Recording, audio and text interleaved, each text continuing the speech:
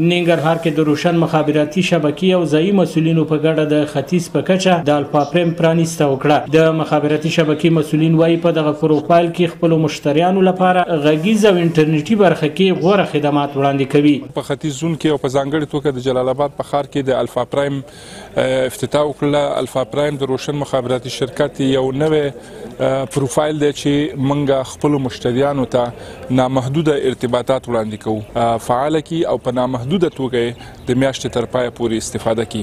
دا مو د خپل مشتریانو د اسانتیاو لپاره او د هغو د مشکلاتو د حل لپاره د مشتریانو د مقررو غوښتنو په اساس باندې ټولنې ته وړاندې کړی دی. دلته چارواکو بیا تر پخوا د مخابراتي شبکو د پوښښ د ساحې د پراخوالي او لسته د پام وړ اسانتیاو د برابرېدو خبره وکړه. د افغانستان په خاوره کې پراخه شي، خلکو ته خدمات ورسیږي.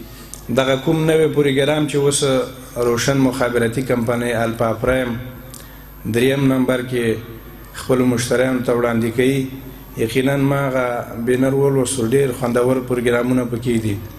دا چې افغانستان یو وچ هېواد دی، بحر سره لاسرسی نه لري، نو ځکه دا د انټرنیټ قسم پکې لږه ګرانه ده. دا چې خپل خدماتو کې نورم سهولت راولي. ننګرهار کې د مخابراتو ټکنالوژي او اترا اداري مسؤلین د خلکو له لوري یادې شوې ستونزې تر یوه بریدمني او د حل په برخه کې د لازمو اقداماتو د ترسروي ډاډ ورکوي. دې کې تقریبا د مشرقي دپاره 2 اتیا سایټونه دي چې هغې کې 40 سایټونه د ننګرهار دپاره دي، 21 چې دي دا د کونړ دپاره دي، 18 چې دي د نورستان دپاره دي، غالبا 8 چې دي کم زیاده به د لغمان دپاره. د الفا په نوم چې کوم پیکیجونه لري په هغې کې د پرمختګ یو افتتاحي مراسم دي چې الفا پرایم په نوم یادېږي. په بازار کې سالم رقابت ایجاد شي او تاسو ولس ته داسې پیکیجونه وړاندې کوي چې د ولس د اطمینان سبب وګرځي.